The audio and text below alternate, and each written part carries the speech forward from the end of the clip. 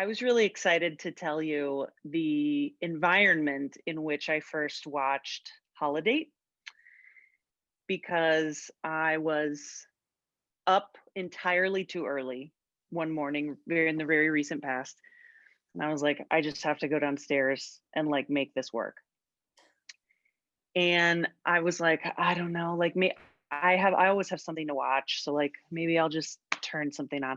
So I load in Netflix and right on my homepage, I'm like, Emma Roberts, like, yes, please. And I hadn't heard of Holidate yet. And so I was like, I don't know, like, I'm not a Christmas movie aficionado. Like, I love them, but I'm like, should I? Should I? And so I immediately clicked start. And like, I think within the first 30 seconds, I was like, yep. This is for me. Yeah, I was like, fate brought me here. A lack of sleep also brought me here, and I'm happy for it.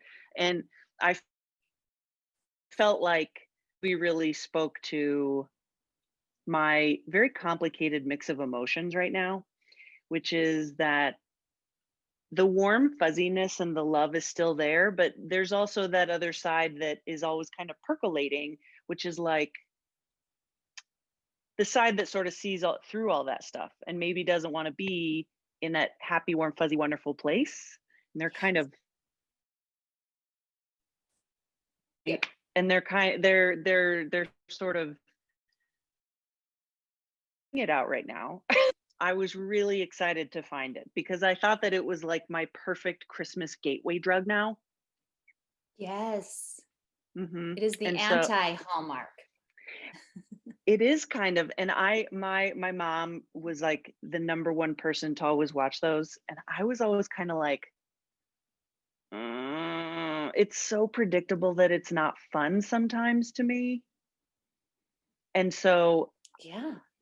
I found Holiday and was like deeply satisfied, and I'm excited to meet you because I'm like anyone that like understands that like it's weird when hot guys say khakis in a strange way and decides that they're gonna hang out.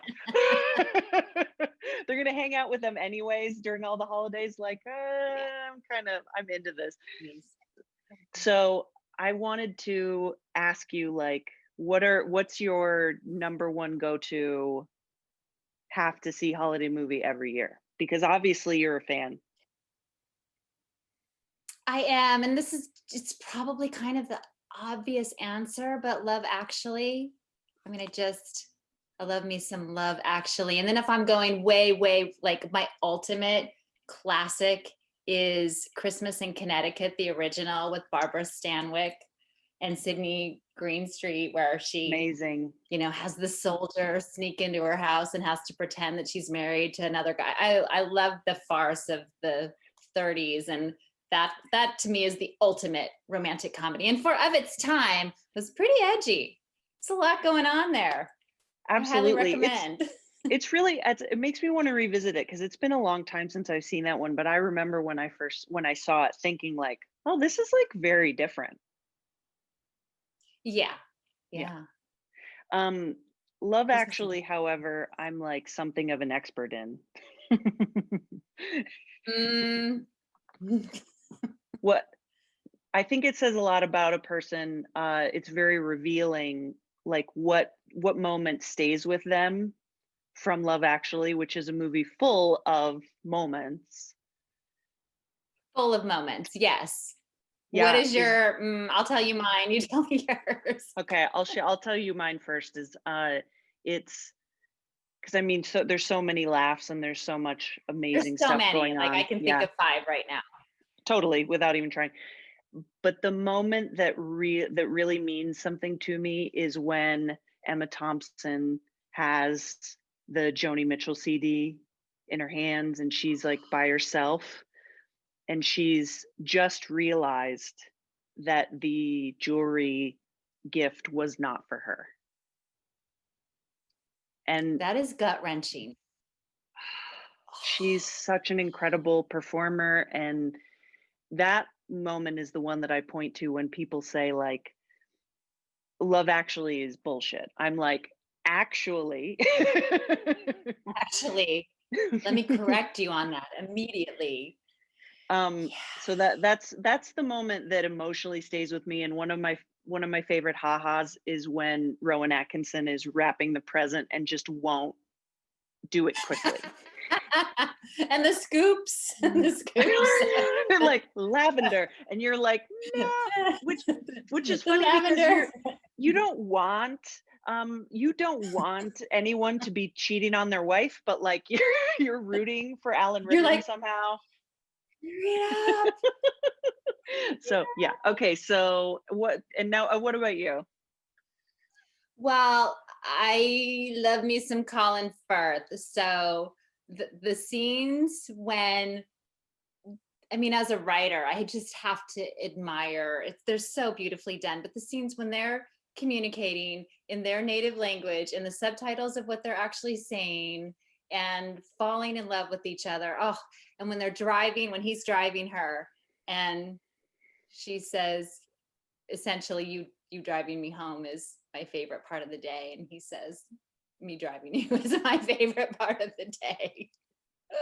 Love it. And then when the script pages go flying into the lake and she strips off and they jump in together. They jump in.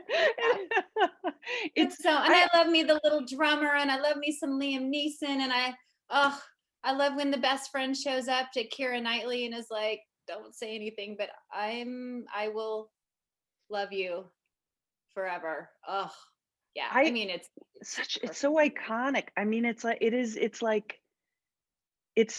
just the idea of holding up the signs. It's like, God, this is brilliant. This is absolutely brilliant. And when Bill Nye, when he's like, who would have thought the love of my life is you, Chubbs? Right. And Right.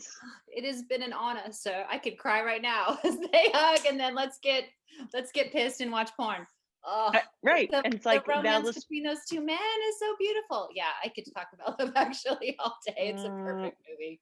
It's what makes the holidays great, and it's just what makes you remember movies. It's like and I even love how in Holidate I like how everybody's recognizing the things that we all love, but then it always turns it on its ear. It's very, weirdly, I kind of compare it to Scream a little bit. I can see that. Yeah. We're calling it out from inside the movie. We're calling it out. Yeah. Scream is the movie that taught me what postmodernism is. And certainly it's become so much more popular in the decades since it's been out. But Holidate has the same vibe, because I was like, it's impossible to not be charmed when they're doing the Dirty Dancing lift and then they just fall down. Well, I take that as an enormous compliment. Thank you so much. Yeah, for sure. Well, so tell me about the world of Christmas screenplays. So was this always like specifically a Christmas idea? Because I read in other interviews that you've done that you had reworked an idea that you had for a while. Yeah, it actually never did start out to be a Christmas movie. It started out to be just my version of the classic romantic comedy. And I originally wanted to do a long distance relationship movie. And how could you tell the story of two people that weren't necessarily living in the same city? And what would be the touchstone of when they were able to get together? And that was landing on the holidays. And then when, I can't even remember who, probably Drew Barrymore went off and did her long distance relationship movie, I was like, oh, damn it, I have to do something else with the hook of this idea. And I knew it was a really strong hook to just tell a relationship over the course of the holidays. So I kind of always knew that it was going to start on Christmas and end there. But I don't think I ever really saw it specifically as a holiday movie. But, luckily Netflix did. And here we are. That might actually be a strength in the end. Yes. We can do that little St. Patrick's Day with Emma and the green hair. And we can do the 4th of July, and we can do the Halloween. It really does touch on them all at some point. Yeah, it works, because I mean, it isn't just specifically about the holidays. So it also reminded me that malls exist. Like I was Uh-huh. so excited to see that the mall played like a small part in the settings of this movie. And have you it took me back to like that was such a huge part of American life. So I got hate no, mail. I've gotten hate mail about the malls. Like, how insensitive. Do you know how much we want to be at the mall right now? It's like, it wasn't me, I swear. that's so bizarre. You would Yeah, I think people have a lot of feelings right now. Like that doesn't, lot, you know what I mean? Like it doesn't make a lot of sense. lot. I'm saddened that they wouldn't instead respond to it like, "Hooray, a mall. Remember the Right. mall?" I don't know. And because I mean, I had so many great times. I grew up in the era of of malls. Like we just went all the time. I always secretly wished that there would be an amazing mall moment for myself, like one of the ones featured in the movie that I won't give away. But Like a have real life you mall moment. I always wanted one. Like I always wanted like something really big to happen to me in my favorite place, which is where I could was consuming goods. Right. Right. Which is it's could I possibly be any more American and valuing capitalism? Oh, But I I mean love the it. mall, the mall. And did you have any meaningful mall experiences that you carried into the writing of this at all? Or was it just that it's such a symbol of American life? Well, I think it's probably twofold. I mean, I certainly spent many, many days in the mall. You could get dropped off at the mall and safely, stay at the mall for 8 hours with your friends and then get picked up and you were relatively contained. I also did my little stint of working at the Bon Marché at Valley North Mall and in Washington State. And oh my gosh, that's my fast times fantasy that I would be in the mall and the cute guy would, walk across the food court and like ask me to the movies, which were also located in the mall, right? Huh, totally. Brilliant one-stop shop. I was a big fan of the Sbarro. Oh, Um, Sbarro. mhm. Yes. And back in the day, Warner Brothers had all those stores, and we would hit it up regularly and would purchase Looney Tunes merchandise because we were just that cool. That is When I so cool. thank you. Like Sbarro. it's That is a nice call with the Sbarro shout out. yeah, Sbarro and Warner Brothers store. My first job was at the Gap, and I was really good at folding jeans. Well, you could probably tell then that it was supposed to be the Gap in the movie, not unnamed jean store, much like our unnamed candy store. I am a child of See's Candies. I could live in the See's Candy store. They were like, no, you can't disparage See's Candy and you can't disparage Gap. So insert Right? generic mall store. Knowing what I know now about getting like releases and being able to legally have permission to use trademarks or whatever, I always love that stuff in films. Like you can tell what is clearly a product placement only because someone let a movie mention them. Yes. Like that that that's bought and paid for, but then when you have a store where they're like, all I can do is give you the last sale price, you're like, it's a Gap. And our authentic skinny jeans, which are really a thing. Oh my God. Right, which is like, well, I want the inauthentic skinny jeans. Right. Do you have those? Do you Is have are those those the 32? right? And it's like, are those the ones with like more stretch that like make my butt look 15% better than it actually does? Inauthentic all the way. Authentic. I think you're onto something, sister. Yeah. That's a good idea. we can pioneer it, and I hope that it shows up in a sequel, because I was also reading that you sort of have the sequel mapped out for this movie. Well, I read that myself and I found that really interesting, as did everyone else. Apparently, you have the sequel. It's so funny. The whole interview thing is I'm getting my feet wet, and it was Huh. I think it was maybe the last question. We do have visions of a sequel, and we're optimistic, and we'll see what happens. I mean, I do think a sequel down under, and not just because I secretly want to go hang out in Australia to make a movie, because that doesn't sound fun at all.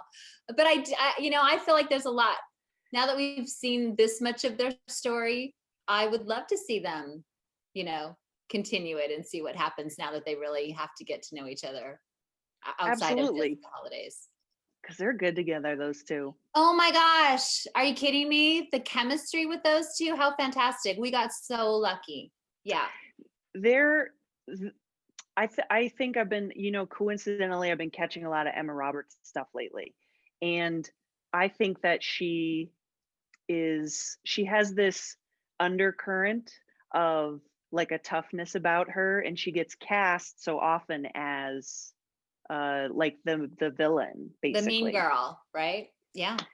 And there's a little glimmer of that in this, but pairing her with somebody like Luke Bracey gave her this new sort of softness and like a hopefulness, and that combining it with the script, I'm like, this is a good combo. Absolutely. I think that's a really brilliant way to put it. Yeah, they were such a nice balance, and it was just one of those, inexplicable chemistry things that you get so lucky with in movies. When they work, they really work. I'm always interested how much they include the screenwriter in projects. So, what were you a part of when this movie was in production? Like, did you just sort of write the script and then sit back, or were you able to like be on set, be a part of the casting directions? Well, I was definitely really involved in this one, in that this wasn't my original script that I kind of hunkered down in my office and came up with and worked on, over a couple of years. So it was really my baby, and sold it via Wonderland McG, to Netflix. And they were so lovely to keep me involved. I'm an executive producer on the project. John Weitzel, our director, from our first conversation was like, I love this script. There is nothing that needs to be changed in this script. And I was like, I think I love you. Having come from multiple projects in this town, and had not always the best experience. And while of course you like love and care about everything that you work on at some level, this was really my baby because it just came from nothing. So everybody was incredible to keep me involved. Like I said, I was executive producer on the project. I got to be, see a lot of the audition tapes, see the chemistry reads. I was on set multiple times in Atlanta. I was at table reads and with the cast. So I was really, really involved and emotionally involved throughout the process. So, and that is certainly not always the case.